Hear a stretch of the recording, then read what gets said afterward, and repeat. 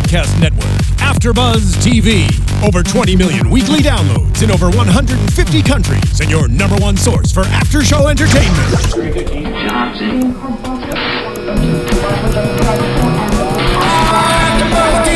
AFTERBUZZ TV, the destination for TV superfans. Producing aftershows for over 300 of your favorite TV shows. Interviewing celebrities and showrunners. And bringing you behind-the-scenes exclusives. All thanks to E! Entertainment's Maria Menounos, producer Kevin Undergaro, and internet leader Akamai.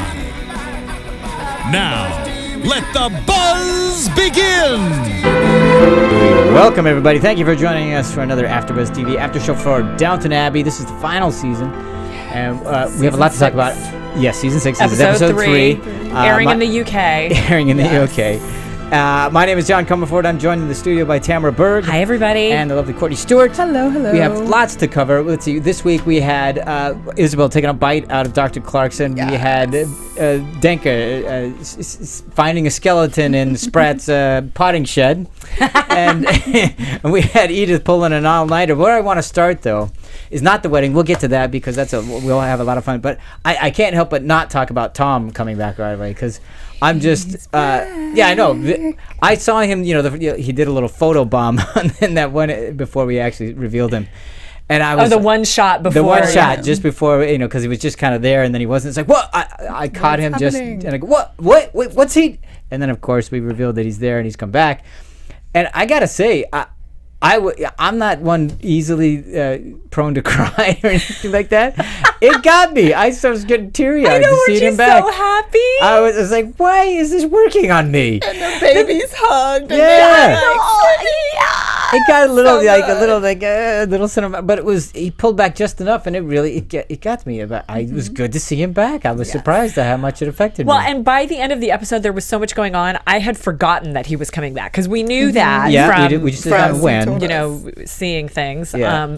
And one of our viewers, I think, was told us that he was coming back episode 3, but I'd forgotten it by then, and I was just so happy with everything else. And then he's there, and I'm like, he popped in. Oh yeah, he popped in. And just the way he's talking about how he had to go all the way to Boston to learn that Downton is my home and you're my family. It's like, okay, it worked. It totally worked. Did it work? So early on in the episode, Mary talked about how she'd gotten a letter from him, and that he said, I woke up from this dream of spending time at Downton, and my eyes were filled with tears. Yeah. Who would have thunk it? Yeah. Just because he heard pigeons cooing, which I thought was, No, but it was great to see him back. I'm so glad he's there. I can't wait to see what they're going to do with him. Yes. And, that's all that we got out of that, except for it was a great, because the wedding itself, which we'll talk about more in detail, it wasn't a huge thing or anything, but this was at the reception. But what a great thing to have happen there. And it really did I just was not expecting it. I feel like such a dupe because you're saying, that's right. Oh, but he's coming back. Such misdirection. I just didn't see it coming. And such divine pleasure on Mary's face when he pops in. Yes, agreed. There was one tiny little quarter of a second where I went, "Oh, way to steal Carson's thunder." Exactly. He's toasting his bride, and John's like, I'm here. Now it's all about Tom. But I mean, it's from a cinematic standpoint, it was great. Terrific. So I let it go. There was one of our viewers, I think it was Elizabeth, who said, "Forget it. I am never watching Downton again." When Tom left last series, she was like, "Nope, I'm out." Well, maybe she's back in now. Welcome back, because he never should have left in the first place. Exactly. All right, so we'll talk more about him next week, of course, because we'll see what they're going to do with him. But I want to get to Edith, because finally Edith does something, which that was great to see, because they go, all right, now we go. Let's go. Let's send her. Exactly. Put Edith on a different trajectory, which was better. She's in London, and she bumps into Bertie. A nice little meet cute there. They, remember, give us a nice little expose. Oh, that's right. You were at Lord Cinderby's. You were a cousin of Lord Hex. All that was in there in that little meeting, which is great, because I needed it because I forgot all the connections. Every once in a while, all these lean, pasty, blonde gentlemen look like all the same person to me. Honestly, sorry, it's true. Glad you said it. Yeah. I was thinking it, but All right. Happy to help. So we had the nice meet cute there, it was cute. I mean, it really was. You could see her kind of like, oh yeah, Let's but go it was to nice. drink. So of course, then she gets there, and then it just that as fun and as cute as that was as frustrating and what a pain in the butt Skinner and the editor was. But it was great. She just finally, that's it. You're okay. You know what? You really You're feel that way gone. usually. Yeah. I wanted her to even be more forceful, but it was, that's It more was in keeping. appropriate It was, for- and it's more in First keeping station. with her character and all that other stuff. But it was great and much to Audrey's delight, by the way, Yes. Audrey, the secretary, she was very happy to see that guy. Yes, leave. I God. loved Audrey's dress. Yes, and she's so And cute. she was cute hairdo. So Totally what, missed John? the dress. I had Just no idea let what it it was. go. Missed That's the what I'm dress, here it's for. great. What was it? By It the way? was What pretty it? red with like red silk with like Okay. a little lace And thing you, on of it. It was course, adorable. Loved it. Yeah. Don't worry. Thumbs up on I'm that. sure it was. We'll cover lovely. that part, John. You Yeah, don't have thank you. to. I appreciate you take care of that You because bet. I don't have to. All right. So and then they pull the all-nighter. Well, no, but at the drinks, we're gonna meet for exactly, drinks. sure. So I thought it was just, kind of adorable because it's still the same today. Oh, I assumed we were meeting for drinks because you had a dinner planned with someone else. No, I didn't have dinner planned with someone else. I was planning on asking you halfway through drinks. Yeah. Which is why you meet for coffee when But you I go on didn't think dates. I didn't. Because you But I never didn't ask. know. I didn't ask you to go for dinner first because I didn't think you said So yes. you would say yes, yeah. That's rather way honest. Yeah. It's like- Fair enough. but it was But cute. adorable. I liked it. I thought it was adorable. So Makes do we them see them bond as an item? Do immediately. we like this Well, meeting? I like Do we him because he came to help her work. Right? Exactly. I mean, he didn't have to offer. He could have been like, Yeah. He wasn't okay, let's do it again later. The other thing is he wasn't all I know about writing. Or he was like, Exactly. I'll get sandwiches. I can make coffee. Thank you. Which was fabulous. Loved it. Not trying to make too much of himself, And then he said she was an inspiration. Yes.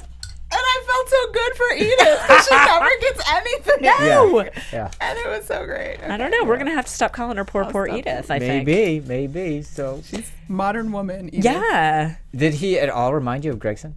Just his demeanor. Kind of don't remember Gregson very much. Yeah. Because he feels like he's been gone forever. Yeah, he is. Right, he has. Well, do you? Yeah, he did. Yeah, I was like, okay, the same kind of. Same energy. Yeah, and he also looked at her the same way in the sense that he thought Edith was much a bigger deal than Edith did. So I think Yeah. that's going to be good for her. I mean, that ignites all that stuff again. So We that's love really that. good. Absolutely. And at the end of it, she says, well, now I know I need a purpose. Yeah, and she Yes. doesn't want to live Doesn't wanna live a purposeless life. Yeah, which was Yeah. great. But I think the big questions there were also, are you a country girl or a townie? So, which is I love that because now she is really deciding. Well, what am I? Yeah. And I'm not just no longer just this person over here that has these things or. That's the middle daughter and all that kind Or of the stuff. woman facing middle age or whatever it was that she put she's put trying. up with. Hopefully, they're going to give her the trajectory of having to decide who she is and then go from that. So it'll be nice. Oh, I got some gossip for later that's going to Okay, feed into all this, right. but I can't tell you now. The other thing that in that scene when she's talking to Bertie about what are you going to do and all this, they were cursorily talking about the wedding and stuff, and he had asked her, has he been with you long? And oh yes, he's been for 30 years. He started as a footman, and all that. And I loved the way that Bertie had said, "Oh, I love that. Those I love those stories." stories in there." And then he even the next part of that, which was, well, are we likely to keep hearing them? And Yes. and that obviously was the clear theme throughout this Whole episode, Oh yeah, yeah. it's Sure. great because there was all kinds of references to that. I just wanted to point that one out because that's where it was. Right, in because that. also it sort of shows some of his sentimentality and not Yeah. as much of a high horse Mary Yeah, kind and of he is guy. of that world. I mean, Yeah. face it, he is the world. cousin of Lord Exham, and he's could inherit, or well, I guess at some point will inherit a big old estate. Something. Right. So one of the YouTube fans pointed out that he is to Lord Hexam who Matthew is to Robert. Oh, right. Okay. Yeah. Okay. So I didn't know it okay. was a direct. Yeah. Yeah. All right. So I've got it written down I know. here. No, I'll see that's if okay. I can credit whoever but we know it is. that they're related in such a way that he is going to. Yeah. So it was Sylvana Dill. Bertie's degree of relationship to Lord Hexam is exactly the same as Matthew's to Robert, and it would be interesting to have Edith become a countess exactly the same way Mary would have had Matthew not died. Yeah. So, yeah, I think that's telling us a little something. Thank you for noting that on the YouTube comments. And I also like the other thing Edith said, because what are you going to do now? And she says, well, she's not going to just step right into the role. I'm going to get a caretaker. So I go, that's smart too. Because I thought, okay, well, if they just throw her into this, it's too easy for her to just fail. And it also leaves the door open for somebody else. Because if we just started this Birdie thing, is she going to get caught in a love triangle with an editor? And who knows? Interesting, right? Perhaps. And let's say who else just showed up? Do you mean Tom? Yeah. Well, I'm not saying he would be a good editor because he doesn't know anything about that world. Well, we did get a little clip in the preview. Yeah, I know. He said, "What am I going to do?" But that would be interesting. Story wise. But I don't see him doing it only because obviously he started out on a farm or in some degrees in a farm. When he grew up, and then he was the chauffeur, mechanic, that kind of thing, and then he was still doing.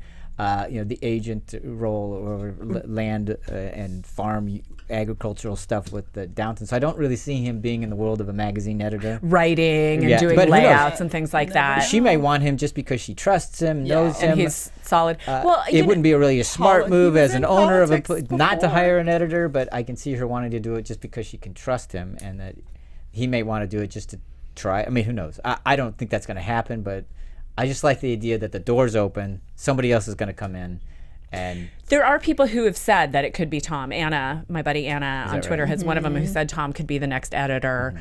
I don't particularly see it for those reasons that you were saying, because I don't think his background really warrants it. But if it's going in there to sort of being the manager and be the male dominant figurehead, maybe that. Yeah. But I don't think he really has the skills or the desire necessarily to be the editor. Right. I agree with that. That's what. But I just like that the door is open. The other thing is that in the Tom sense, the Drew farm, the U Tree farm, just opened up. Right. So, he clearly would know how to do that. Right. But some people are saying, as you know, Daisy. Yeah. Of course. Are we going to talk about Daisy yet? Yeah, we haven't. We'll get to it. We can talk about it right now if you want, which is fine.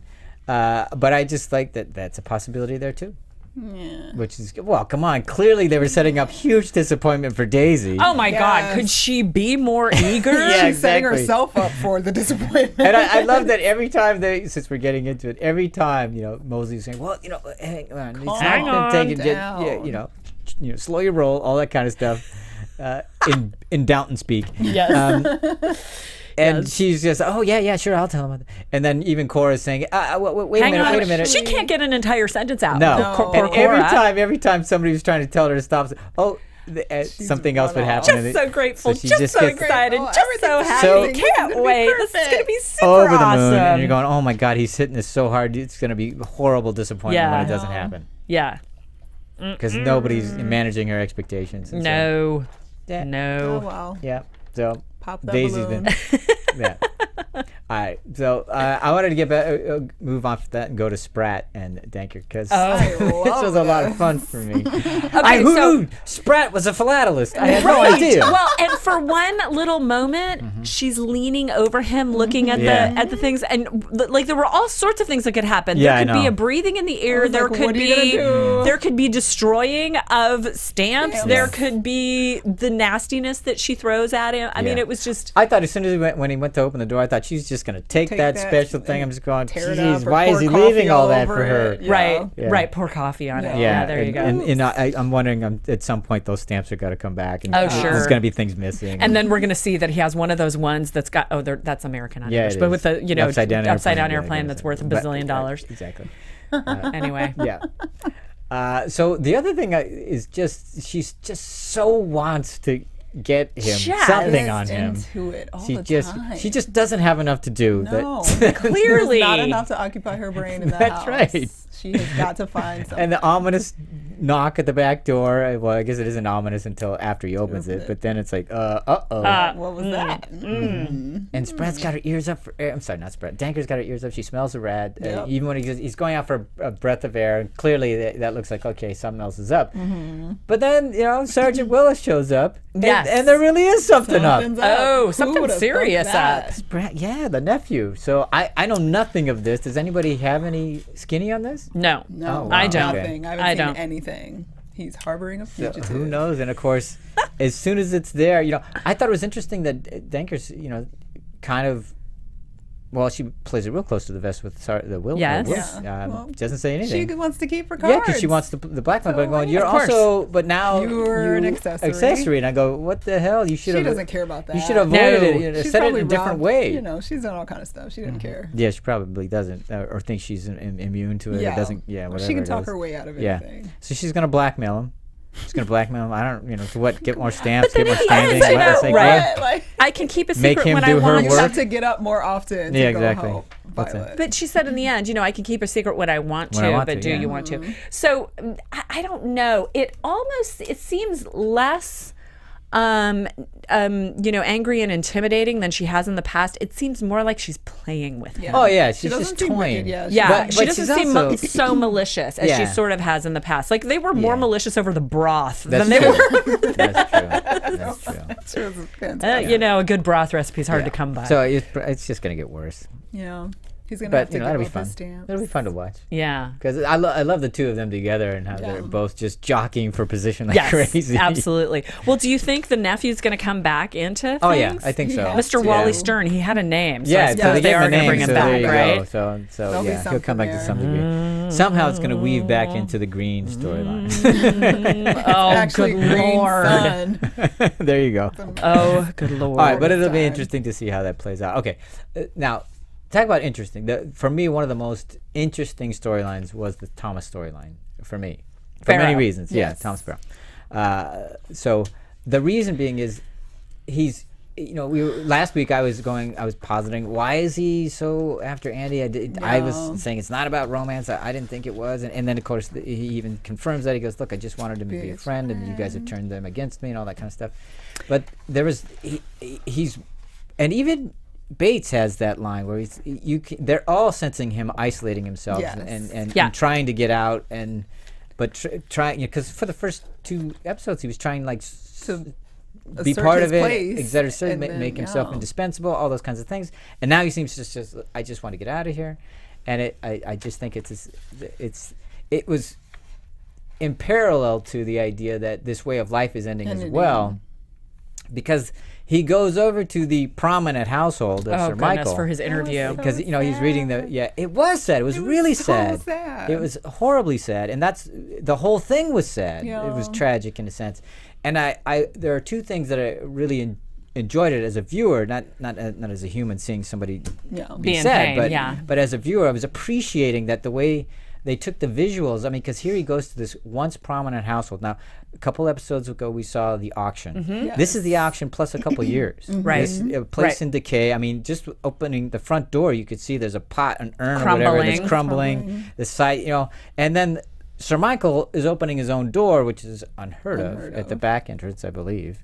Because that's where Thomas probably went, if I'm not mistaken. But anyway, then we go inside and it's empty. And the place is just hasn't been kept. The thing that really got me was the laundry hanging over the fireplace, right? That was just like, how far do you have to fall to be doing your own laundry? In that time Michael with those people, yes, exactly. And I also love the whole sequence in the entry hall, I guess, with the staircase, and he's talking about the women them up the stairs and looking at it so romantically and nostalgically. But their faces lit by the candlelight. That was fantastic. I was just, but seeing it all, it was just sad. And then when they're sitting in those leather chairs, and the leather is just ripping, cracked, disintegrating, and it's so not Downton and what Thomas is used to, but it's also reflective of how he's feeling and stuff like this. So I just loved all this juxtaposition. We had the Edwardians, their own way of life coming to a close, and obviously we've talked about how this is where Downton is headed.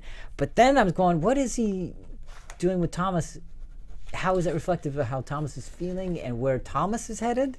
And this is what got me thinking about this. And I just thought, trying to foreshadow? Yes, what is he trying to foreshadow? So I was, when I was doing research for the news, I saw a video of Rob James-Collier as Thomas in an interview, the actor in an interview with the guy who plays Andy. Okay. And they're just sort of chatting, and they're chatting about this, about their relationship, and that it's about a friendship and that kind of thing. And I'll tweet out the link in case any of you guys want to watch it. But what he said was that Thomas separates himself from the house and which is what we're seeing him do. And he says, and it's quite tragic. And the thought I had, which is, as you all know, is the recurring thought for me, was he's going to kill himself. You've had this recurring? Well, I always say so-and-so's going to die. So not necessarily. But that's what, when you saw this interview, that's where you went?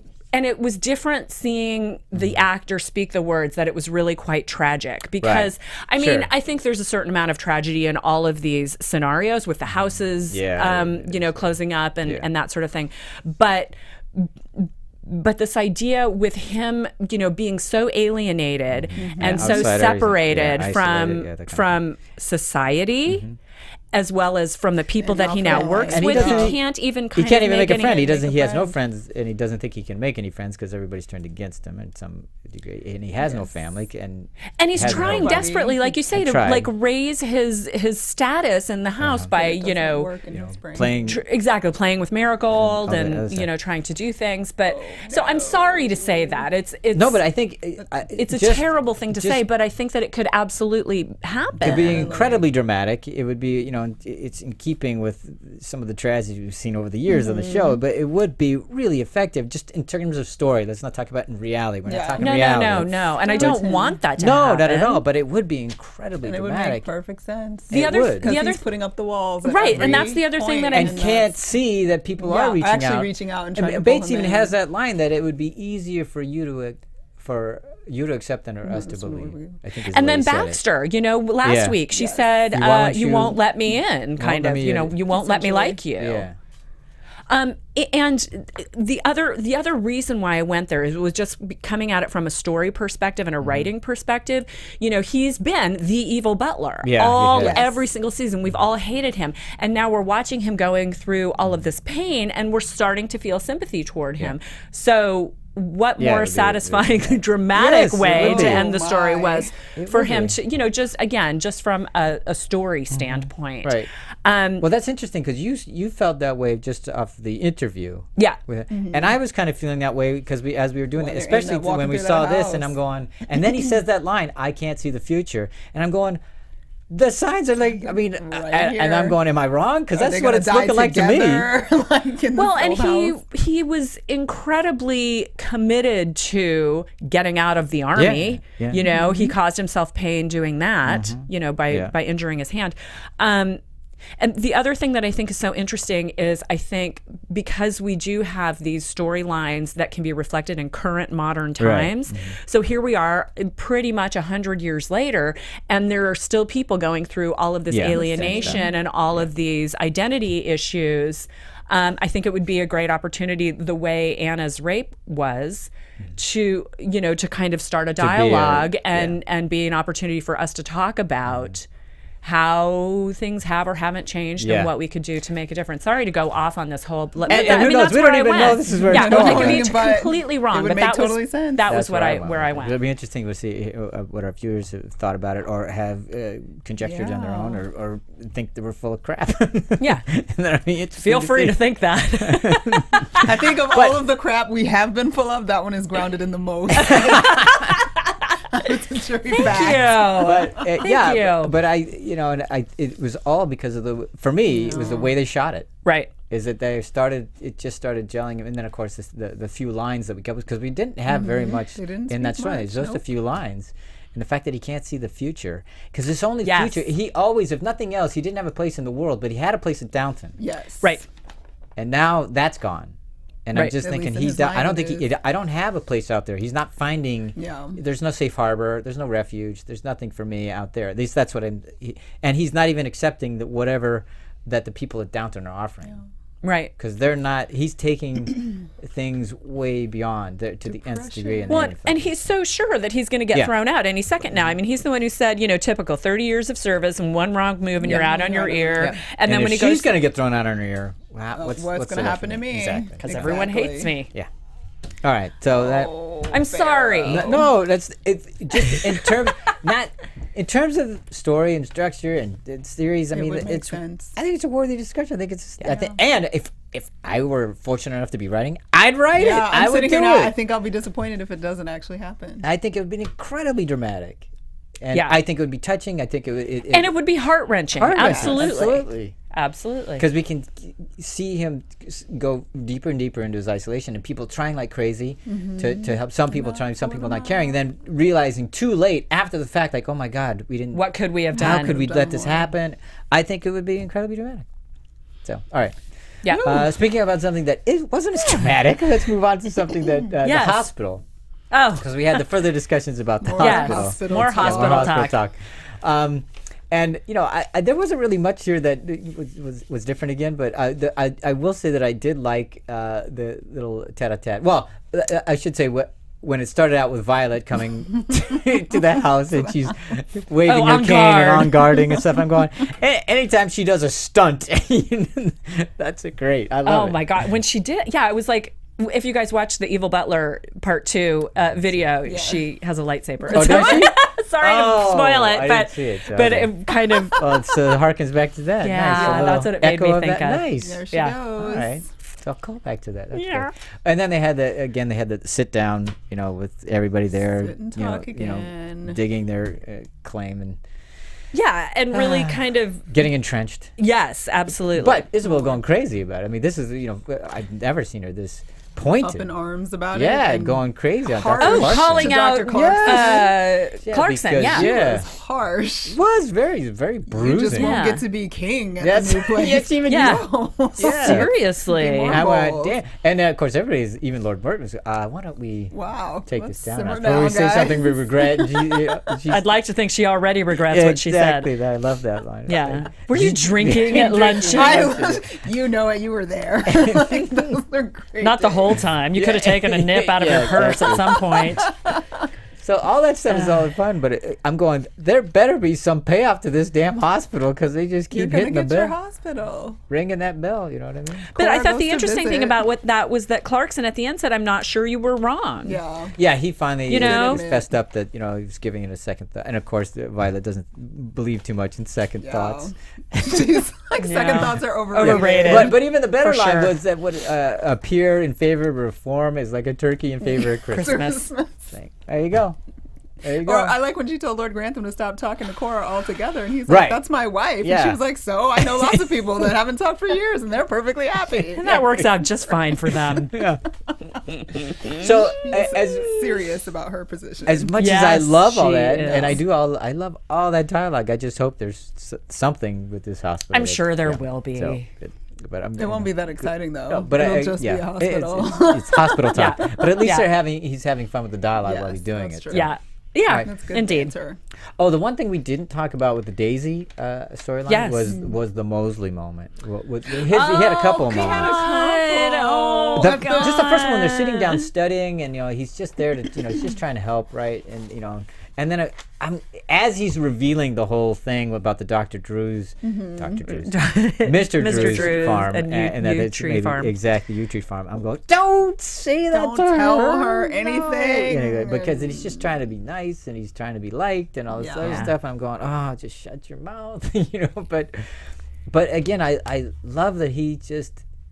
Well, let's just go to the scene when he's talking to the prof or the teacher or whatever he is, the headmaster at the end. I can't remember his name of that, Mr. something, Mr. Goods or whatever his name was, at the reception. Yeah. And he's talking, Mosley's talking about how that Daisy will make him proud. And yes. And it's just turned around and says, I think he'll make you proud. She'll make you proud. And then it just was crushing. He goes, do you feel like you missed out on your vacation? Just crushing for him to hear him say, I think I missed out on everything. I missed everything, sir. Everything. That has to be the most dismal way to look at your own life ever. God. Like, what? You missed everything. Here's what I was thinking. In some weird way, I was connecting these two. Okay, so when we saw Sir Michael in the prominent house, the way he was walking across the great room, I mean, his knees were buckled under the weight of history, or his shoulders hunched with the burden of tradition, that kind of thing. I was thinking of Mosley. It was because I'm going the regret and what's gone, what might have been. I was just going, oh my God! It was just I felt the weight of all of that going. Ugh. That's terrible. It is. You were very sentimental. I this was. episode. But then have him Poor say, John. but Daisy doesn't have to go.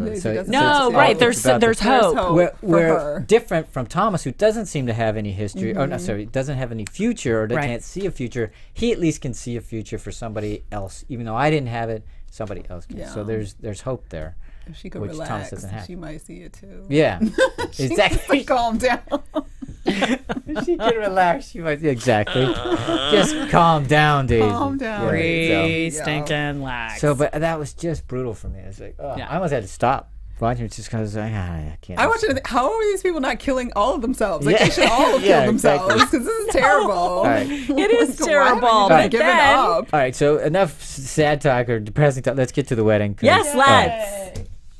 I love the way it started out. You got, by the way, great shots in this. We have the nice, different ones. Steady cam shot running through there. It's like nice. Yeah, and we had great tracking shots, and even the shots. They still impress me with how they keep finding different ways to shoot Downton, ways I haven't seen.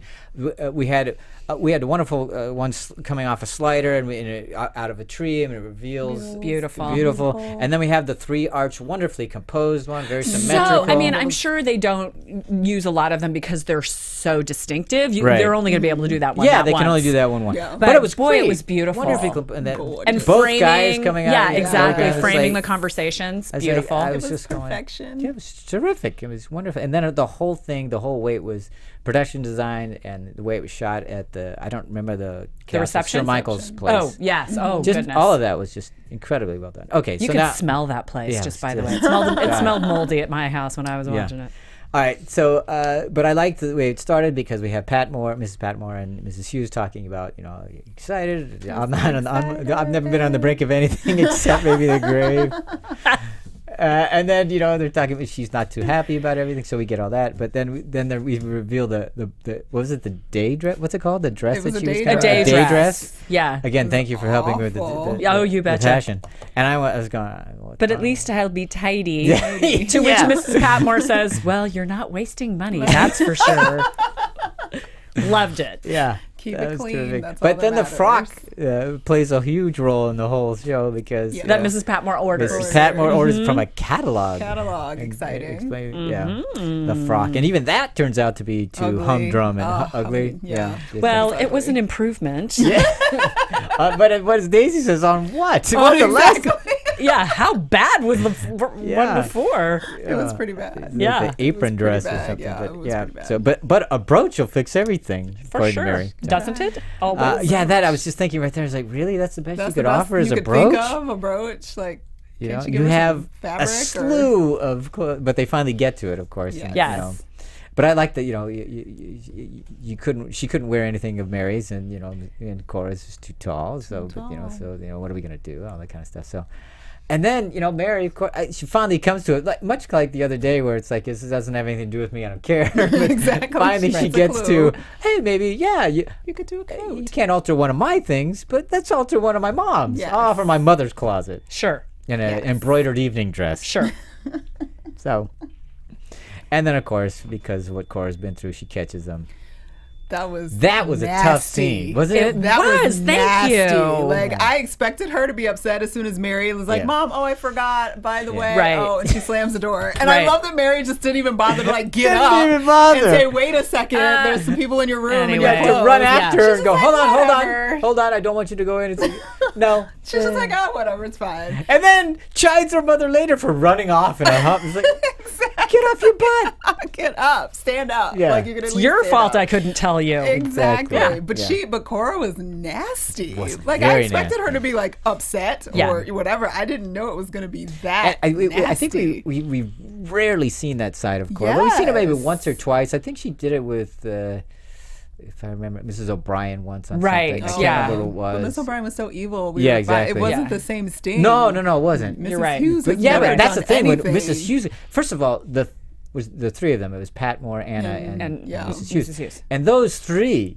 being in the shame of being chided and demoralized. Pretty much beyond reproach, all three of them, all the time. I was just, ouch. I mean, if it would have been Hughes alone, but they all kind of were there together, so they all experienced it because it's worse if somebody else is there with you because they saw you getting.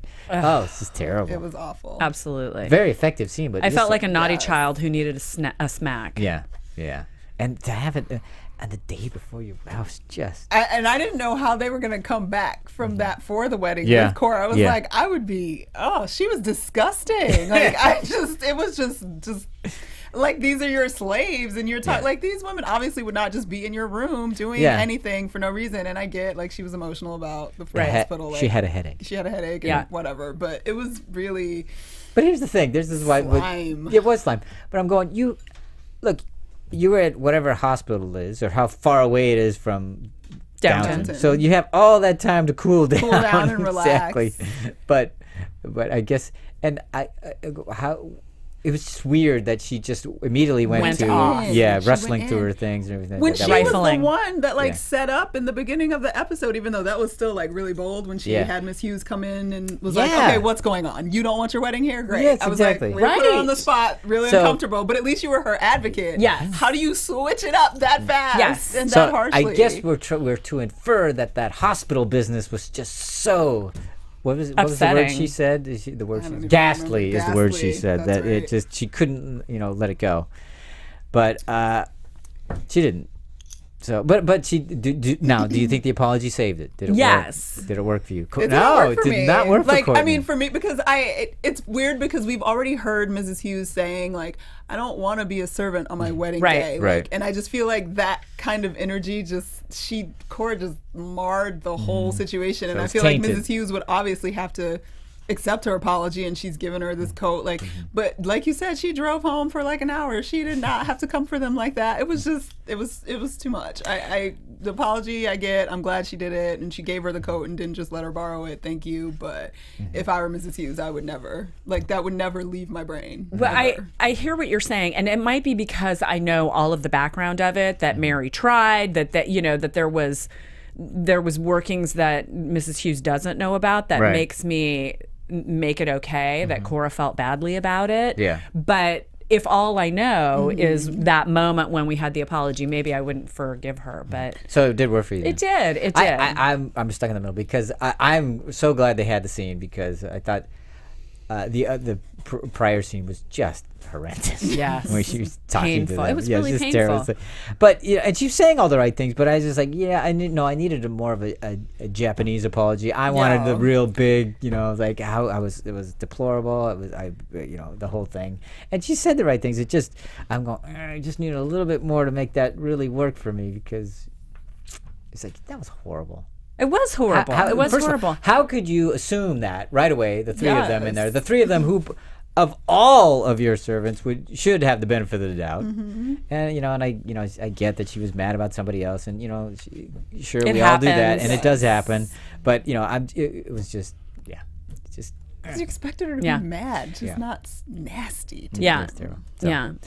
Well, and a couple of things about Mrs. Hughes. She says when we were talking about where is the reception going to be, right? She was saying, I wanted a big breakfast with it was like creaking tables or something, like tables. Wasn't it? Groaning tables? Groaning tables. And everyone having a jolly time. And there might even be music. She was going to have some music. Which is not appropriate for the Great Hall. No. And she said it's about Charles Carson and Elise Hughes, not about this grand house and the great people it has served. I love that she used their names and stuff and made it really personal. It chokes me up a little bit. I thought that was sweet. And can we go on to the wedding and the reception? Before we go on to the wedding, because just prior to the wedding, when Carson and Mrs. Hughes had a check-in, before the day, Thank you, and it was just adorable, so precious. And she says, "But I'm sad about my dress. I wish I had made more of an effort." Yes, but isn't that what did she say after that? Was that what she said? At least to be tidy? No, she said that earlier. No, she said that earlier. But he said you'll be beautiful no matter what. So he something the right ridiculous line to say. like whatever. And then I like that they're like don't want to see each other. Yeah, even though they're like 75. Figure, you know, they figure out their plan for how they're gonna avoid seeing each other. You're not gonna see me. That's so cute. Yeah, it was great. I just loved that little check-in. The other moments I loved was when they were both separate and he's practicing his vows and she's sitting in bed. Montage of the moment where she of, was sitting in bed the morning of with her hair sitting aside and you can see she's just musing and like a tiny little bit of a grin on her face. Knock, knock, knock. We've come to dress the bride. And something I never thought I would hear. I just thought that was so stinking cute. It was adorable. And it was adorable. Like Carson's all nervous when they're bringing him the flowers and the boutonnieres. And he doesn't. What are these? He's like, what is this? You have ushers. He's like, I don't know what. No. Get rid of the fern. But then Tom, at least Barrow got a fern. Yeah, but even that was P.S. weird. Right? That's what I wanted to say. Yeah, it's like get one of the so and so and so. What like, about me? It's like even that he's not a part of. He's an afterthought, and you know it's like. But he wants to be so bad because he took it as the afterthought. He did. But I love that little montage. I thought that was wonderful. Stuff like that. And then, so what do we think of the wedding? What did you think?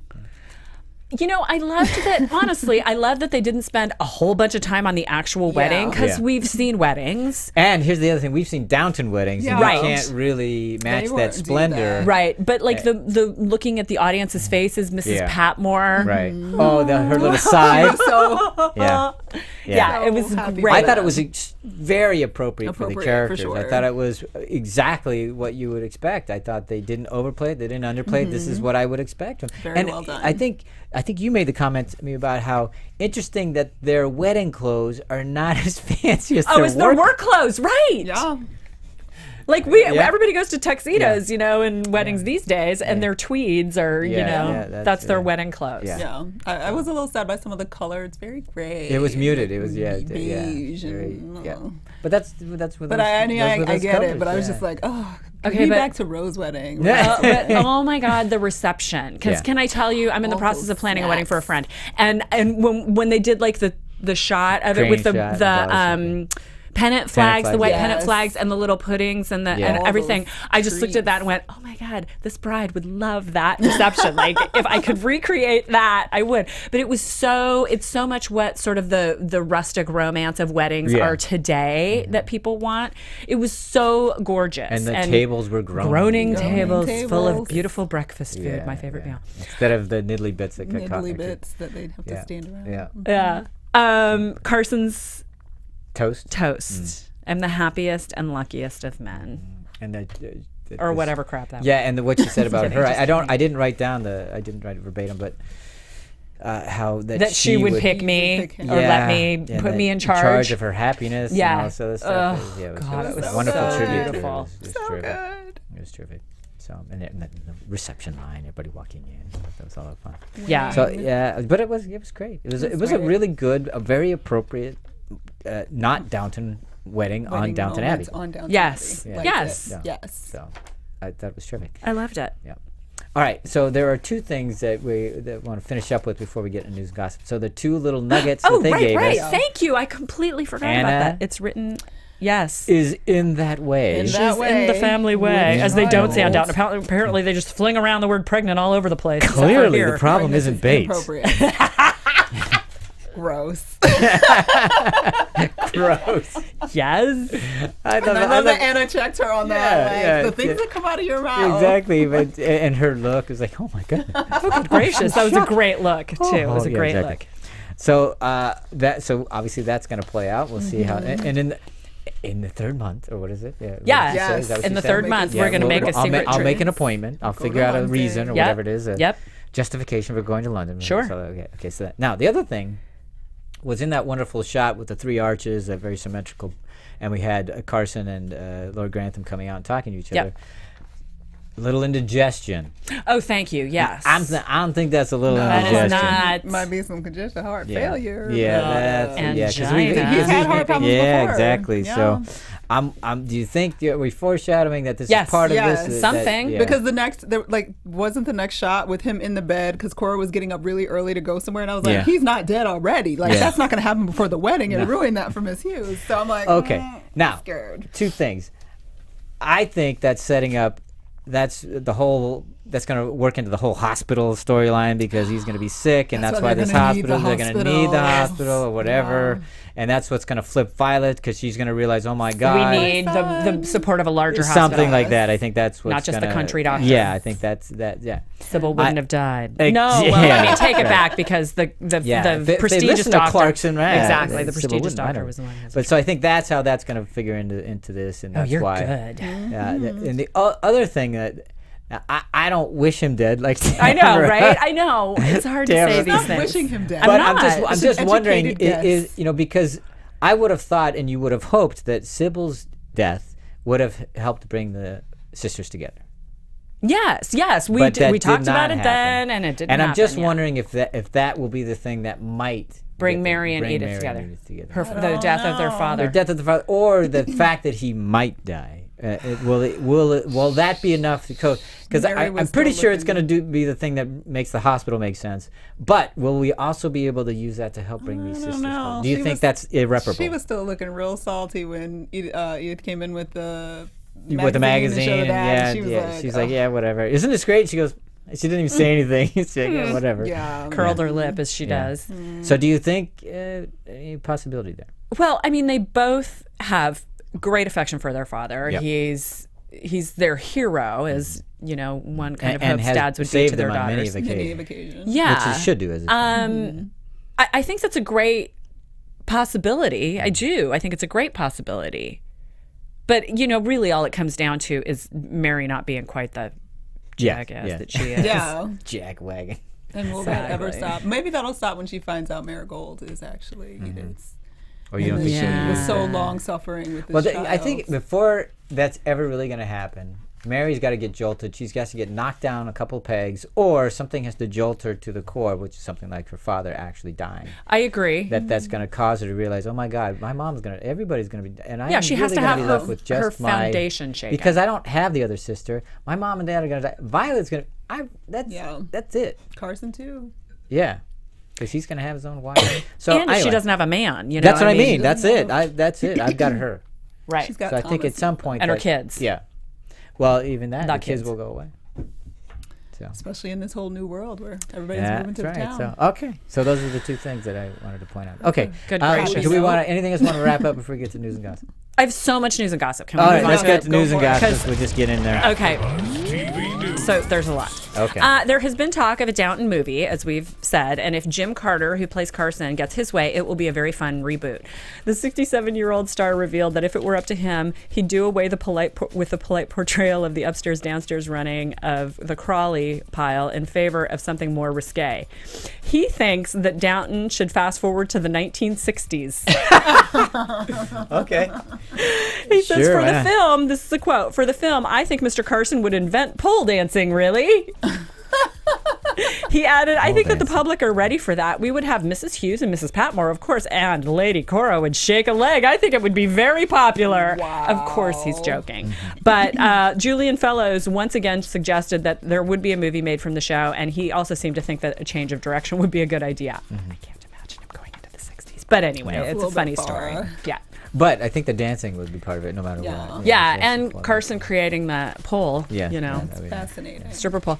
There was then they'd actually have a footman shining the pole, and Mrs. Hughes doing one her of our full fans on the YouTube channel said something to that effect about the butler has so much pent up desire. This is from Downstairs Abbey. Thank you. The butler has so much pent up desire for the housekeeper, 20 years worth, that once he gets a taste of married life, he will decide to liberate himself from his livery. This proper and stern Englishman will transform into a romantic soul who will rediscover his theatrical side. He'll open up a stage act in the village, and of course, his practical wife will run the business. That's awesome.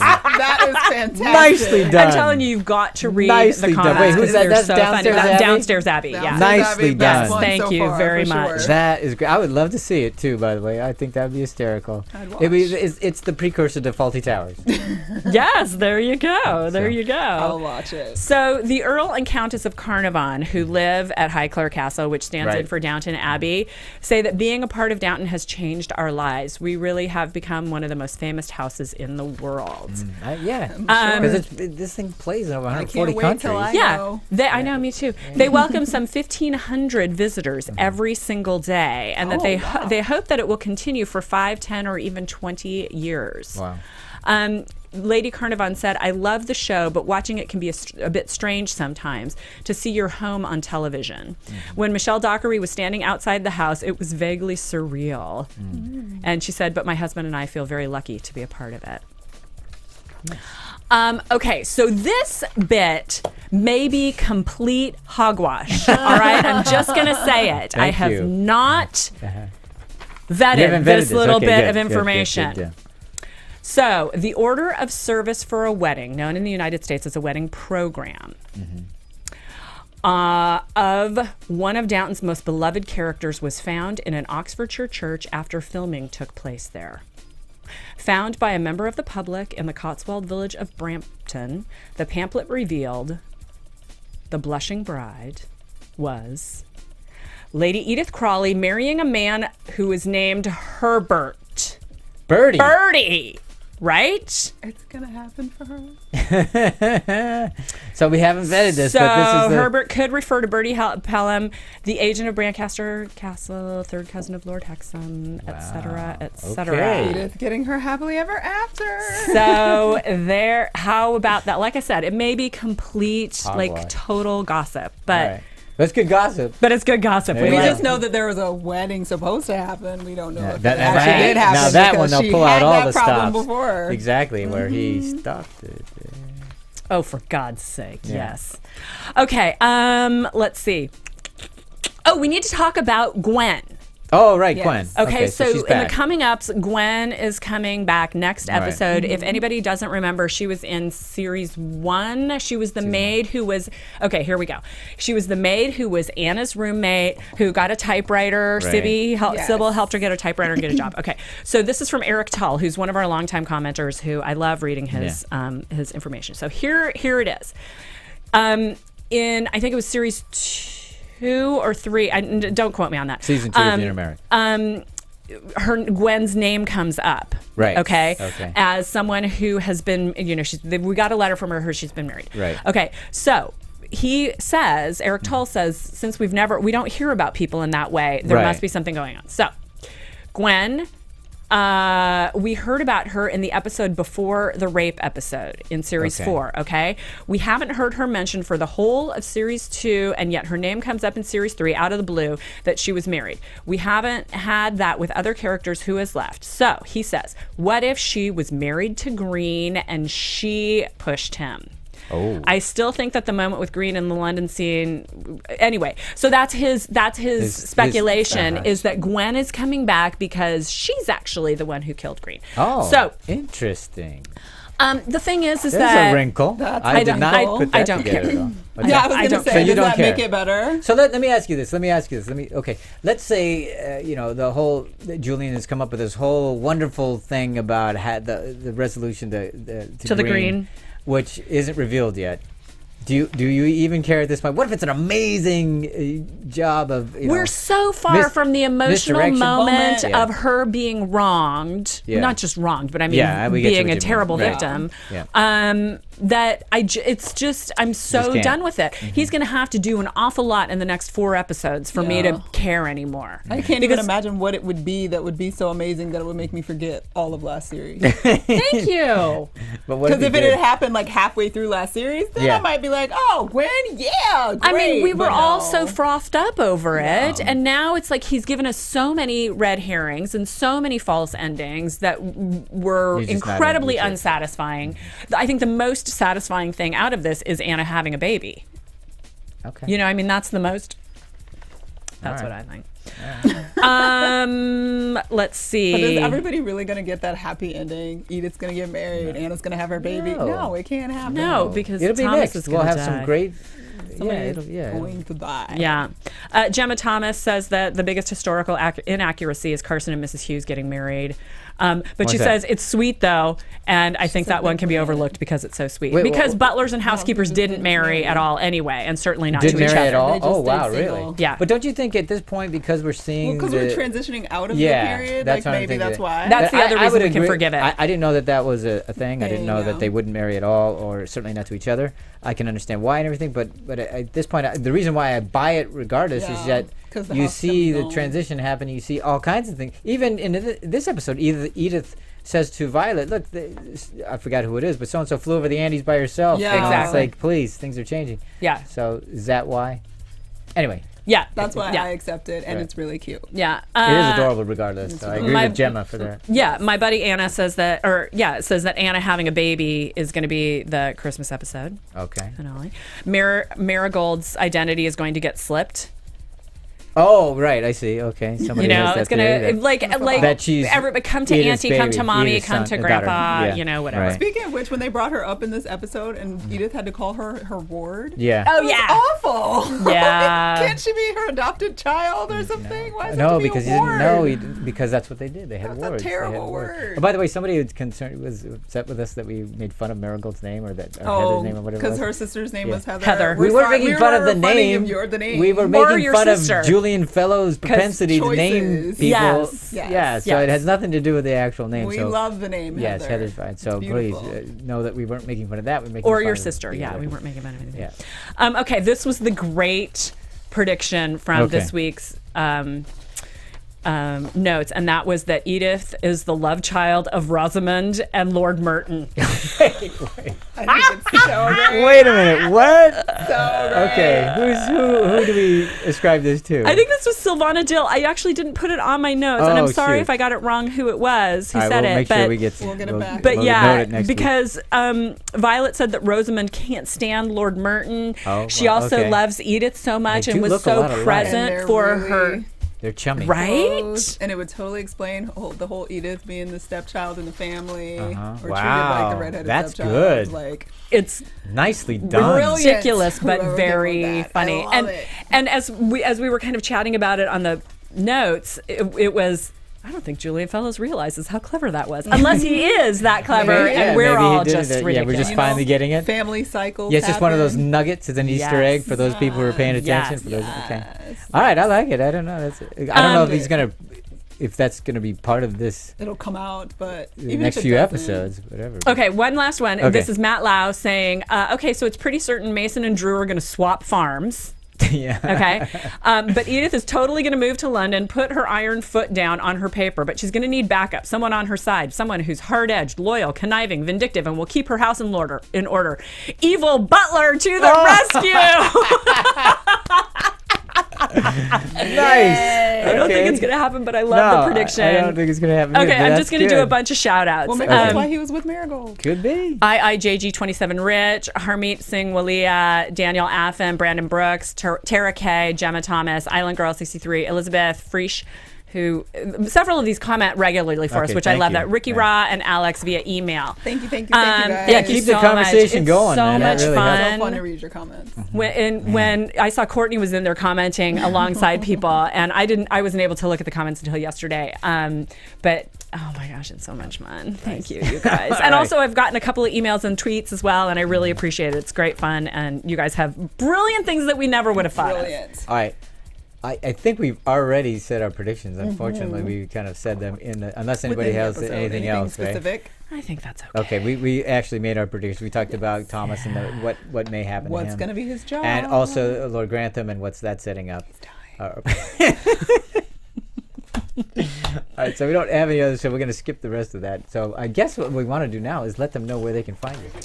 You can find me on Twitter and Instagram at Stuart Starlet. I am at Tamara Berg on Twitter. My website is tamaracentral.com. You can find everything else there. And you can find me here next week when we'll talk to you about Downton Abbey. Can't wait. Series 6, episode 4. Keep the comments coming. Let us know what you're thinking. Yep. Talk to you later. From executive producers Maria Menounos, Kevin Undergaro, Phil Svitek, and the entire AfterBuzz TV staff, we would like to thank you for listening to the AfterBuzz TV network. To watch or listen to other after shows and post comments or questions, be sure to visit AfterBuzzTV.com. I'm Sir Richard Wentworth, and this has been a presentation of AfterBuzz TV. Buzz you later. Cup of tea. The views expressed herein are those of the hosts only and do not necessarily reflect the views of AfterBuzz TV or its owners or principals.